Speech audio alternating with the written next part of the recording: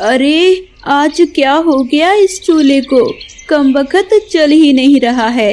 एक तो इतनी जोर की भूख लगी है और ऊपर से ये चूल्हा है कि आग ही नहीं पकड़ रहा है। ओहो, सोचा था जल्दी से अपने लिए 2 रोटी बना लूंगी, पर चूल्हा पता नहीं क्यों दुश्मन बना हुआ है। रानो अपने घर में बने मिट्टी के चूल्हे को जलाने की जद्दोजहद कर रही थी कि तभी उसके घर जंगल का सरपंच मिट्ठू तोता आ जाता है और उसने रानो से पूछा, अरे क्या हो गया माँ जी, बहुत गुस्से में लग रही हो, सब ठीक है? अरे क्या खाक ठीक, एक तो ये बुढ़ापा, ऊपर से इतनी दिक्कतें, अब क्या हो गया?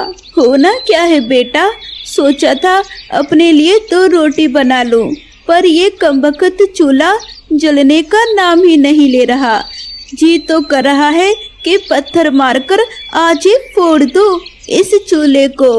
इतने परेशान मत हो माँ जी, लाओ मैं कोशिश करता हूँ। मिट्ठू तोते ने चूल्हा जलाने की कोशिश की और थोड़ी देर बाद चूल्हा जल उठा, जिसके बाद मिट्ठू तोते ने रानो से कहा, लो माँ जी हो गया, अब बना लो अपने लिए रोटी, मैं चलता हूँ। अरे बेटा कहाँ जा रहा है, रुक ना, मैं तेरे लिए भी रोटी बना देती हूँ। धन्यवाद माँ जी, लेकिन मुझे जरा काम है, किसी दिन टाइम निकाल कर आऊँगा आराम से। बताओ तब क्या खिलाओगी? ये गरीब बुढ़िया तुझे दाल रोटी के अलावा और क्या खिला सकती है बेटा? कोई बात नहीं माँ जी, प्यार से खिलाई गई दाल रोटी भी शाही पनीर से क्या कम होती है? हाँ ये बात भी सही है, भगवान तेरा भला करे बेटा। ठीक है माँ जी, अब मैं चलता हूँ। इतना कहकर मिट्ठू तोता अपने घर की तरफ चल पड़ा। उधर रानो ने चूल्हे पर अपने लिए रोटी बनाई और खाना खाने लगी। खाना खाने के बाद उसने झोपड़ी में रखी अपनी डलिया उठाई और उसे सिर पर रखकर बाहर निकल पड़ी। दरअसल बूढ़ी रानो जंगल में बर्तन बेचने का काम करती थी। शाम तक वो जो भी पैसे कमाती बस उसी से अपना घर चलाती थी। बर्तन ले लो बर्तन, पतीले कढ़ाई तवा तिवारी, ले लो बर्तन। रानो चिड़िया अपने गुजारे के लिए बहुत मेहनत करती थी, लेकिन ढलती उम्र के साथ अब उसके लिए इतनी मेहनत करना मुमकिन नहीं था। सारा दिन गली गली घूमने के बाद वो थककर एक पेड़ की छांव में बैठ गई और वहीं सामने एक स्कूल था। रानो ने देखा कि वहाँ एक माता पिता अपने छोटे से बच्चे को स्कूल से लेने आए हैं और वो बच्चा भागकर अपनी माँ और पिता के गले लग जाता है। ये नज़ारा देखकर रानो की आंखों से आंसू बहने लगे। उसने अपनी आंखें बंद की और गहरी सोच में डूब गई। माँ क्या बना रही हो? आज मैं अपने बेटे के लिए आलू के पराठे बना रही हूँ, बोल खाएगा ना? अरे वाह, आलू के पराठे, मजा आएगा। क्या बातें चल रही हैं माँ बेटे में। देखो पापा, माँ आलू के पराठे बना रही है। अरे वाह, लाओ फिर तो जल्दी से ले आओ, पेट भरकर पराठे खा लेते हैं, फिर जाएंगे खेत। क्यों कुक्कू? हाँ पापा मैं भी चलूं आपके साथ आज खेत में? क्यों बेटा, आज स्कूल नहीं जाना क्या?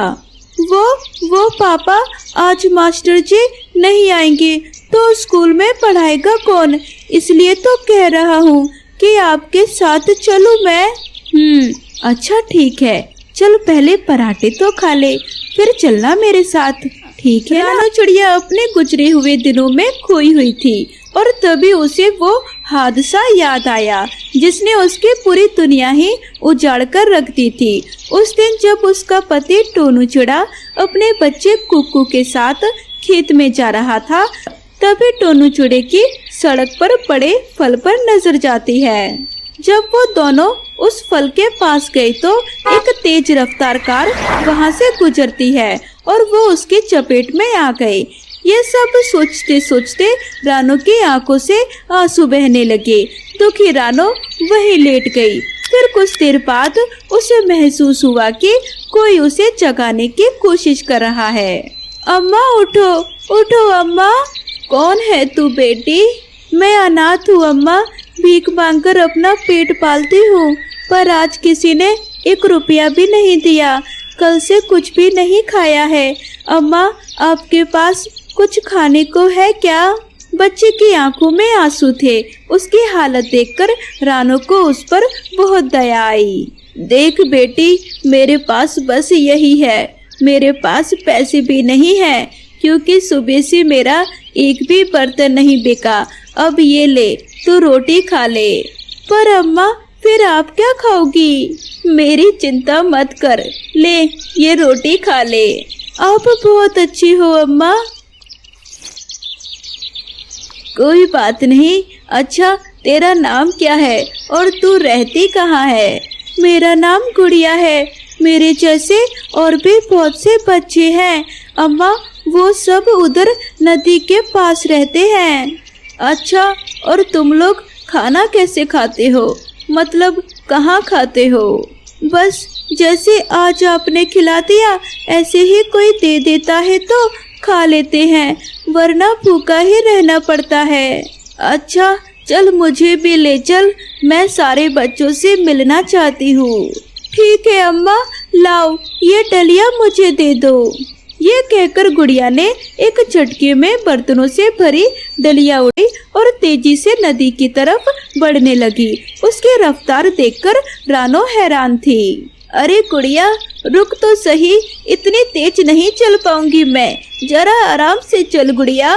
कोई बात नहीं अम्मा, सामने ही है नदी, मैं जा रही हूँ, आप पहुँचो आराम से। अरे पर रुक तो सही, रुक जा बेटी।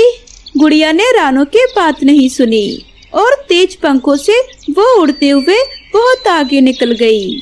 उधर भूखी प्यासी थक हारी रानो धीरे धीरे उस नदी के पास पहुंच गई, जिसके बारे में गुड़िया ने उसे बताया था। वहां उसने देखा कि छोटे छोटे बच्चे थे जो बर्तनों से भरी उसकी डलिया को बड़े ध्यान से देख रहे थे। अरे यहाँ तो बहुत सारे बच्चे हैं, पर ये गुड़िया कहाँ गई? एक छोटे पक्षी, जरा इधर आओ तो। हाँ अम्मा, क्या बात है? नाम क्या है तेरा? पूरा है अम्मा। और तेरे घर वाले, मतलब तेरे माँ बाप? वो तो कब के मर गए अम्मा। और ये जो सारे बच्चे हैं ना, ये सब भी मेरी तरह अनाथ हैं। ओहो, गुड़िया ने बताया था मुझे। वैसे वो कहाँ गई? कौन? अरे वो गुड़िया तुम्हारे साथ ही तो रहती है यहाँ पर। अरे जो मेरी ये डलिया लेकर आई अभी। पता नहीं अम्मा, पर यहाँ कोई गुड़िया नहीं रहती और हम सब तो हैरान हैं कि ये बर्तनों की डलिया यहाँ कौन रख कर चला गया। उस बच्चे की बातें सुनकर रानो भी हैरान थी, पर तभी उसकी नजर अपनी डलिया पर गई, जिसमें रखे बर्तन पहले से बहुत ज्यादा चमक रहे थे। उसकी चमक देखकर रानो चिड़िया और भी हैरान हो गई। फिर वो गुड़िया को ढूंढने के लिए इधर उधर गई। थोड़ी दूर जाने के बाद रानो ने देखा गुड़िया एक बड़े से पत्थर पर बैठी थी। और फिर हद करती है तू भी, कितनी तेज है कसम से, एक पल यहाँ तो एक पल वहाँ। आओ रानो चिड़िया, थक गई क्या? तुझे मेरा नाम कैसे पता? मुझे सब पता है रानो, तुम्हारा अतीत, तुम्हारा भविष्य मैं सब जानती हूँ। गुड़िया की बात सुनकर रानो चिड़िया हैरानी से उसे देख रही थी। तभी अगले ही पल गुड़िया एक तेज रोशनी के साथ एक देवी में बदल गई। आप कौन हैं? मैं अन्नपूर्णा हूँ। मैंने तुम्हारी परीक्षा ली थी। मैं इन अनाथ पक्षियों को लेकर चिंतित थी। मैं चाहती थी कि कोई सच्चे मन से इनका ख्याल रखे, इन्हें पाले पोसे, इन्हें अच्छा खाना खिलाए। फिर मुझे तुम मिली। आपका धन्यवाद देवी माँ, पर मैं बहुत गरीब पक्षी हूँ। मेरे पास तो खुद के खाने के पैसे भी नहीं हैं। मैं इन सबको क्या और कैसे खिलाऊंगी? तुम चिंता मत करो, मैं तुम्हें इतनी बड़ी जिम्मेदारी दे रही हूँ तो कुछ प्रबंध भी तो किया होगा ना। तुम्हारी डलिया के सारे बर्तन अब जादुई बन गए हैं। तुम बस अपने बर्तनों को चूल्हे पर रखना और फिर तुम जो भी कहोगी उस बर्तन में अपने आप पक जाएगा। धन्य हो माँ, आपने मुझे जीने का सहारा दे दिया। हालात ने मुझसे मेरा कुक्कू मुन्ना छीन लिया था, पर आपने तो मुझे कितने सारे मुन्ना और मुन्नी दे दिए। आप धन्य हो माँ। रानो की बात सुनकर देवी अन्नपूर्णा मुस्कुराई और फिर वहाँ से गायब हो गई। रानो वापस बच्चों के पास पहुँची।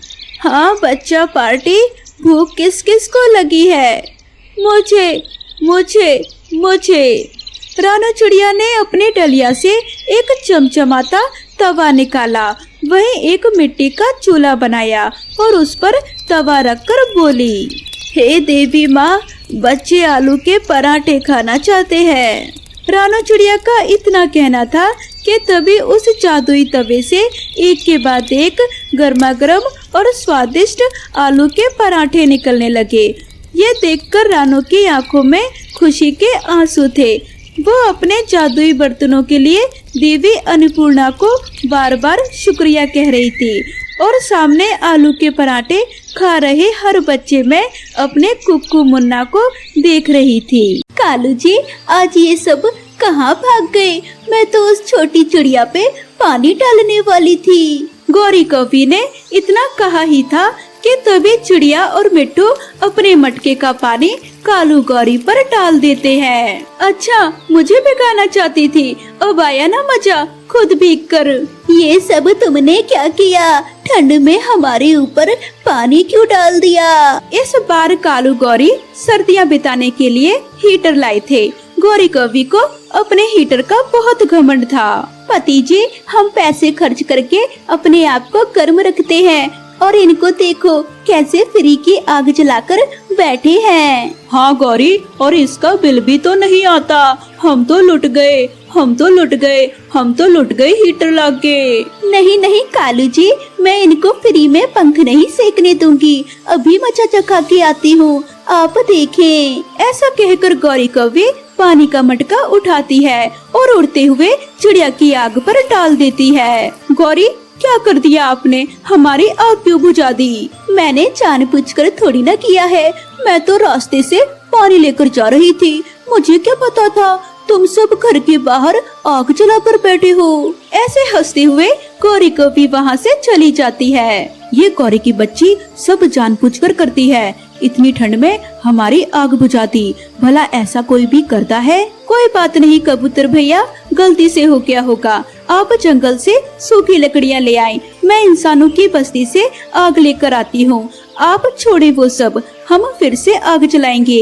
फिर कबूतर सूखी लकड़ियाँ लेने जंगल जाता है और चिड़िया इंसानों की बस्ती से आग लेकर आती है। वो बड़ी मुश्किल से फिर से आग जलाते हैं। चिड़िया बहन, जंगल में तो बहुत ठंड है, अगर ये आग ना होती तो हमारा क्या होता? मैं तो मर ही जाता। वो ऐसे बातें कर फिर से अपने पंख सेकने लगते हैं, मगर गौरी कौवी कहाँ चैन से बैठने वाली थी।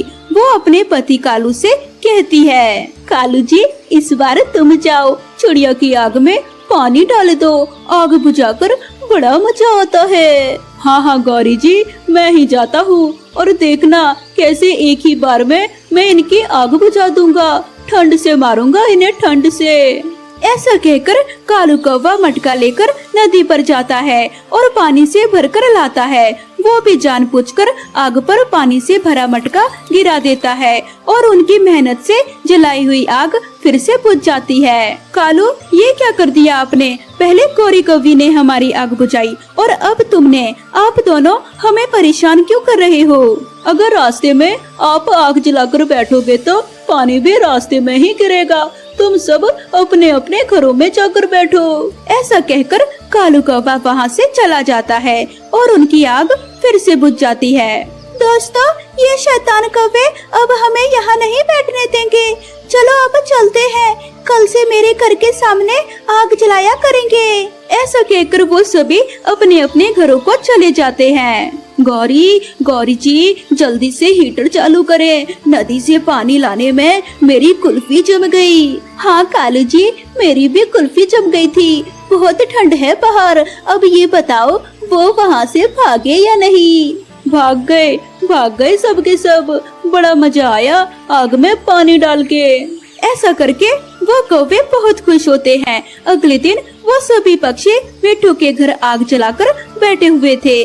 तभी गौरी कौवी कालू कौवे से कहती है, कालू जी ये देखिए, ये तो बड़े चालाक निकले, हमारी नजरों से छिपकर यहाँ आग जलाकर बैठे हैं। अभी जाता हूँ मटका लेकर और इनकी आग बुझा के आता हूँ। तुम बस घर जाकर हीटर चालू करो, पिछली बार की तरह मेरी कुल्फी ना जम जाए कहीं। ऐसा कहकर कालू कौवा फिर से मटका लेकर नदी पर जाता है और मिट्टू की आग पर फिर से पानी गिरा देता है।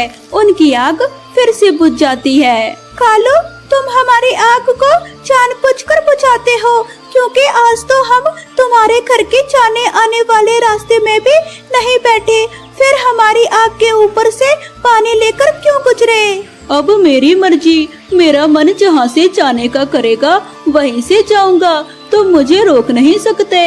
ऐसा कहकर कालू कौवा हंसता हुआ वहाँ से चला जाता है। वो सब ठंड से ठिठुर रहे थे। अब बहुत हो गया, ये तो जानबूझकर हमारी आग बुझाते हैं, वरना यहाँ से जाने का इनका क्या काम था। हाँ रानो बहन, आप ठीक कहती हो, इन्हें अब सबक सिखाना ही होगा कि ठंड में किसी को कैसे सताते हैं। ऐसे योजना कर वो अपने अपने घर चले जाते हैं। कालू गौरी तो बहुत खुश थे और अपना हीटर जलाकर खुद को गर्म कर रहे थे। गौरी जी, बाहर तो ठंडी ठंडी हवाएं चल रही है। जैसे ही मैंने मिट्टू की आग बुझाई, सब के सब ठंड से कांपने लगे थे और अपने अपने घर भाग गए। कालू जी, कल हम दोनों चलेंगे। मैं तो उस छोटी चिड़िया के ऊपर भी पानी डालूंगी, जब देखना वो चिड़िया ठंड में कैसे रोएगी। हाँ गौरी जी, फिर तो बड़ा मजा आएगा। चलो हम अभी मटका भर के ले आते हैं, जैसे ही वो आग जलाएंगे तुरंत ही पानी डाल देंगे। ऐसे वो दोनों अपने अपने मटके लेकर ठंड में पानी भरने चले जाते हैं। वो उन पक्षियों को सताने के लिए खुद भी बहुत मेहनत कर रहे थे, मगर बाकी पक्षियों ने भी कौवों से बदला लेने की योजना बना ली थी। वो अगले दिन फिर से आग जलाकर बैठ जाते हैं और फिर से कौवों का इंतजार करते हैं। कबूतर भैया, क्या उन बुरे कौवों पर ठंड में पानी डालना ठीक रहेगा? हाँ चिड़िया, तभी उनको सबक सिखा पाएंगे, ऐसे नहीं सुधरेंगे वो। लातों के भूत बातों से नहीं मानते। और तुम दोनों ध्यान से सुनो, वो जैसे ही यहाँ आए तुम उससे पहले ही इस पेड़ पर छुप जाना और नजदीक आते ही उन दोनों पर पानी डाल देना, और मैं भागा भागा उस कालू कौवे के घर जाऊंगा और उनका हीटर भी चुरा लाऊंगा। जब देखना कैसे सर्दी से काए काए करते हुए यहाँ वहाँ भागेंगे वो। ऐसे वो सभी पक्षी अपने साथ भी मटका लेकर बैठे हुए। कुछ देर बाद उन्हें कालू गौरी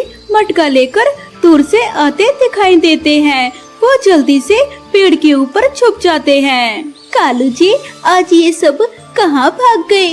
मैं तो उस छोटी चिड़िया पे पानी डालने वाली थी। गौरी कौवी ने इतना कहा ही था कि तभी चिड़िया और मिट्टू अपने मटके का पानी कालू गौरी पर डाल देते हैं। अच्छा, मुझे भिगाना चाहती थी, अब आया ना मजा खुद भीग कर। ये सब तुमने क्या किया? ठंड में हमारे ऊपर पानी क्यों डाल दिया? गौरी कालू, हम तो अपनी आग बुझाने के लिए पानी डाल रहे थे, बीच में तुम आ गए तो हम क्या करें? कालू जी, चलो हीटर के सामने बैठते हैं, आज तो इन्होंने हमारी चाल हम पे ही फेंक दी। गौरी, अब जल्दी चलो, घर हीटर के सामने बैठते हैं, कुल्फी जम रही है मेरी। फिर वो दोनों ठंड से कांपते हुए घर भागते हैं, मगर कबूतर ने तो उनका हीटर पहले ही चुरा लिया था। गौरी, हमारा हीटर कोई चोरी कर ले गया, अब हम क्या करें? कालू जी, मुझे तेज ठंड लग रही है, हम जल्दी से चिड़िया के पास चलते हैं, चलो उनकी ही आग पे पंख सेकेंगे। फिर वो दोनों भागे भागे कबूतर चिड़िया के पास आते हैं, मगर कबूतर तो उन्हें अपने पास बैठने भी नहीं देता। कबूतर मेरे भाई, प्लीज हमें आग के सामने बैठ जाने दो, हमें बहुत ठंड लगी है। नहीं गौरी, आज तुम्हें हम में से कोई भी अपने पास नहीं बैठने देगा, आप कल आना, अब जाए यहाँ से। चिड़िया, कैसी बातें करता है ये तोता। ठंड तो हमें अब लगी है, कल क्या करेंगे हम। हाँ, और हम दोनों आप सबसे माफी मांगते हैं, हमें माफ कर दो और हमें प्लीज पंख सेकने दो।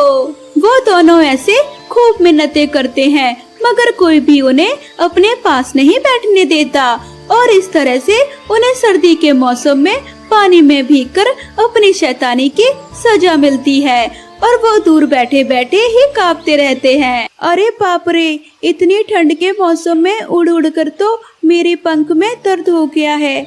अब मैं और नहीं उड़ पाऊंगी, पर मेरा घर तो अभी यहाँ से बहुत दूर है। आओ आओ पक्षियों, कालू कौवे के ऑटो में बैठकर अपने घर जाओ, वो भी बहुत कम दाम में। चलो एक काम करती हूँ, कालू कौवे के ऑटो में बैठ जाती हूँ, कम से कम आराम से घर तो चली जाऊंगी। लाडो चिड़िया तुरंत से कालू कौवे के पास जाती है। कालू कौवे, मुझे अपने ऑटो में बिठाकर मुझे मेरे घर तो छोड़ दो, बस यहाँ से थोड़ी सी दूर पर है मेरा घर।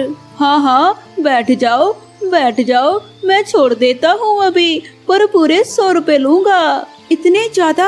अरे नहीं भाई, पर मैं तो अभी ज्यादा उड़ भी नहीं सकती। अच्छा ठीक है कालू कौवे, छोड़ दो मुझे मेरे घर पर। कालू कौवा लाडो चिड़िया को अपने ऑटो में बिठाकर उसे घर पर छोड़ने चला जाता है। कालू कौवे का अपना ऑटो था, जो कि गौरी कौवी के भाई ने उसे दिया था। कालू कौवा ऑटो चलाकर अच्छी खासी कमाई कर लेता था। देखो गौरी, आज मेरी कितनी सारी कमाई हुई है। सर्दियों में तो मैंने थोड़ी दूर जाने के भी पूरे 100 रुपए कर दिए हैं। बेचारे पक्षी सर्दी के कारण मजबूर होकर मेरे ऑटो में बैठ ही जाते हैं और मेरी दिन भर में बहुत ज्यादा कमाई हो जाती है। अरे वाह कालू जी, अब कर रहे हो ना आप मन लगा कर काम, इसी तरह करते रहे, देखना हम कितनी जल्दी अमीर हो जाएंगे। मम्मा, ये ऑटो किसका है? गुड़िया बेटी, ये हमारा ही ऑटो है, ये तुम्हारे पापा का था, पर अब तुम्हारे पापा इस दुनिया में नहीं रहे, पर इस ऑटो को अब मैं चलाऊंगी। तुम्हें तो पता ही है कि तुम्हारे पापा के जाने के बाद हमारे घर के हालात कितने बुरे हो गए हैं। कम से कम इस ऑटो को चलाकर मैं कुछ तो पैसे कमाऊंगी। पर मम्मा, अगर आप ऑटो चलाओगी तो मुझे तो घर में अकेला ही रहना पड़ेगा।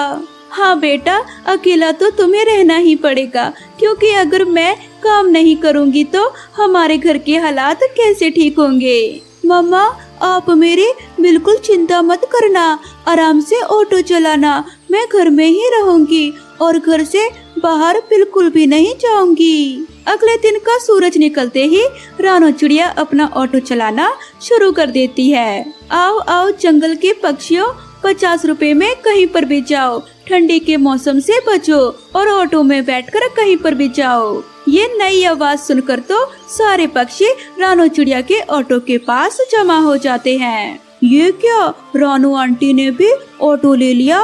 मुझे पापा को जल्दी जाकर बताना होगा। ये देखकर जग्गू कौवा भागा भागा कालू कौवे के पास जाता है। पापा पापा, बहुत बुरी खबर है, पता भी है आपको कि रानो आंटी ने नया ऑटो ले लिया है और वो सभी पक्षियों को कहीं पर भी पूरे 50 रुपए में छोड़ रही हैं, जबकि आप तो पूरे 100 रुपए लेते हैं।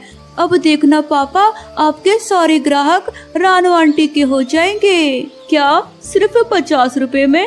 अरे यार, ये रानो चिड़िया तो बहुत चालाक निकली। मैं जो भी काम करता हूँ हर बार मेरे काम में आकर टांग अड़ा देती है। ऐसा बोलकर कालू कौवा गुस्सा होकर वहाँ से चला जाता है। कालू कौवे, मुझे अभी दूसरे जंगल जाना है, कितने पैसे लोगे तुम? 100 रुपए, पूरे 100 रुपए लूँगा। कबूतर आ जाओ, बैठ जाओ मेरे ऑटो में।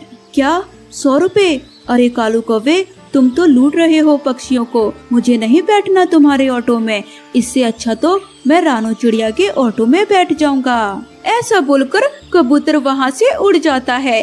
कालू कौवे के रेट बढ़ाने की वजह से उसके सारे ग्राहक रानो चिड़िया के पास आ रहे थे और सुबह से शाम तक रानो चिड़िया की तो अच्छी खासी कमाई हो रही थी। गौरी, सुबह खाली हाथ गया था और खाली हाथ ही वापस आ रहा हूँ। आज के दिन तो मेरी जरा भी कमाई नहीं हुई। कुछ तो करना पड़ेगा उस रानो चिड़िया का, क्योंकि आपके सारे ग्राहक उस रानो चिड़िया ने छीन लिए हैं। मुझे तो बहुत गुस्सा आ रहा है। दिल तो करता है कि अभी जाकर उसका ऑटो तोड़ फोड़ दूं। रुको पापा, मेरे पास एक बहुत बढ़िया उपाय है। अगर आप रोजाना रात को रानो आंटी के ऑटो का टायर पंचर कर दोगे तो रानो आंटी सुबह अपना ऑटो नहीं चला पाएंगी। रानो आंटी के ना होने की वजह से आपकी दिन भर में दोबारा से दोगुनी कमाई होगी। अरे वाह जग्गू, बिल्कुल मुझ पर गए हो। क्या बढ़िया उपाय निकाला है तुमने। उपाय सुनकर कालू कौवा रानो चिड़िया के ऑटो के पास जाता है और एक नुकीली चीज से उसके ऑटो का टायर पंचर कर देता है। अब आएगा ना मजा। अब कल सारे दिन में सिर्फ मेरी ही कमाई होगी। सुबह उठकर जब चिड़िया ये देखती है तो वो काफी ज्यादा परेशान हो जाती है। हाय राम, ये टायर पंचर कैसे हो गया? शायद ठंड की वजह से हो गया होगा। चलो जल्दी से दूसरा टायर लगा लेती हूँ। चिड़िया के पास घर में दूसरा टायर भी पड़ा था। वो जल्दी से दूसरा टायर लगाकर अपना ऑटो चलाने जाती है, पर कालू कौवा तो अब ये देखकर काफी ज्यादा हैरान हो जाता है। ये क्या, इसका टायर तो बिल्कुल ठीक है। इसका मतलब ये पंचर वाला उपाय बिल्कुल भी काम नहीं आया। मुझे अपने ग्राहक वापस लाने के लिए कुछ और सोचना होगा। आज रात फिर से कौवे का परिवार मिलकर कोई दूसरा उपाय सोचते हैं। उपाय मिलते ही जग्गू कौवा तुरंत ही रानो चिड़िया के ऑटो के पास जाता। इससे पहले कि यहाँ पर मुझे कोई देखे, मैं जल्दी से ऑटो का कांच तोड़कर भागता हूँ। जग्गू कौवा एक पत्थर जोर से उस ऑटो के कांच पर मारता है और कांच तोड़कर वहाँ से भाग जाता है। आज सुबह फिर से रानो चिड़िया ये नई समस्या देखकर काफी ज्यादा परेशान हो गई थी। अरे बाप रे, ये कांच ऑटो का कैसे टूट गया? इसका कांच तो बहुत महंगा आता है और पक्षी तो टूटे कांच वाले ऑटो में कभी नहीं बैठते। क्या करूं, क्या मैं करूं? अगर आज के दिन ऑटो नहीं चलाया तो बहुत ज्यादा नुकसान हो जाएगा। आखिरकार बेचारी रानो चिड़िया अपने जमा किए हुए पैसों से ऑटो का नया कांच डलवा लेती है। ये कांच लगवाने में तो मेरा सारा दिन ही चला गया। आज मेरी एक भी कमाई नहीं हुई, पर कोई बात नहीं, कल सुबह जल्दी उठ जाऊंगी और रात देर तक ऑटो चलाऊंगी, जिससे आज के दिन की कमाई भी मैं कल निकाल लूं। वहीं दूसरी तरफ कालू कौवा बहुत ज्यादा खुश हो रहा था, क्योंकि आज के दिन उसकी बहुत ज्यादा कमाई हुई थी। देखा, आज रानो चिड़िया ने ऑटो नहीं चलाया तो आज मेरी कितनी ज्यादा कमाई हुई है। बस जग्गू बेटा, थोड़ी और रात हो जाए तो तुम जाकर दोबारा से रानो चिड़िया के ऑटो का कांच तोड़ाना। हाँ हाँ, इस तरह तो रानो चिड़िया बहुत तंग आ जाएगी और आखिरकार तंग आकर वो अपना ऑटो बेच देगी। आधी रात होने पर जग्गू कौवा मुंह पर कपड़ा बांधे वहाँ पर आता है और एक पत्थर से शीशा तोड़कर वहाँ से भाग जाता है। ये क्या, आज मेरा शीशा दोबारा से तोड़ दिया किसी ने। आज तो मेरे पास पैसे भी नहीं हैं कि मैं दूसरा शीशा लगा सकूं। बेचारी रानो चिड़िया मजबूरी में अपना ऑटो खड़ा कर देती है और वहीं दूसरी तरफ कालू कौवा पक्षियों से ज्यादा पैसे लेकर उन्हें घर तक छोड़कर आता है। ऐसे ही एक हफ्ता गुजर जाता है। बेचारी रानो चिड़िया पैसे जमा करके नया कांच लगवा लेती है। जग्गू, मैं अभी देख कर आई हूँ, रानो चिड़िया ने आज फिर से अपने ऑटो में नया कांच लगवा लिया है। तुम रात को जाकर दोबारा उसका कांच तोड़ाना। हाँ हाँ मेरे बेटे, पापा की इस तरह मदद करते रहो, देखना तुम हम बहुत ज्यादा अमीर हो जाएंगे। आज रात फिर से जग्गू कौवा मुंह पर कपड़ा बांधे ऑटो का कांच तोड़ने आता है, पर उसे ये नहीं पता था कि आज रात मिट्ठू महाराज ने अपने सैनिक को जंगल का दौरा करने भेजा था। ये कौन है? दिखने में तो चोर जैसा लग रहा है, पर ये यहाँ बैठकर आखिर कर क्या रहा है? देखो तो इसे जरा। हर बार की तरह इस बार भी जग्गू कौवा रानो चिड़िया का कांच पत्थर से तोड़ देता है। ये देखते ही सैनिक तुरंत से आकर जग्गू कौवे को पकड़ लेता है। अरे तुम तो कालू कौवे के बेटे हो ना? छोड़ दो मुझे मेरे घर पर जाना है, मुझे मेरे घर पर जाने दो। ये आवाज सुनकर रानू चिड़िया भी तुरंत अपने घर से बाहर आती है। रानू चिड़िया, आज मैंने जग्गू कौवे को रंगे हाथ पकड़ लिया है। इसने तुम्हारे ऑटो का कांच तोड़ दिया। इसका मतलब बार बार जो मेरे ऑटो का कांच तोड़ रहा था वो और कोई नहीं बल्कि तुम थे। सैनिक, ले जाए इसे पकड़कर और इसे कड़ी से कड़ी सजा देना। फिर सैनिक जग्गू कौवे को पकड़कर महल ले जाता है। गौरी, जल्दी चलो, जग्गू कौवे को कांच तोड़ते हुए सैनिक ने देख लिया और वो हमारे बेटे को पकड़कर ले गया।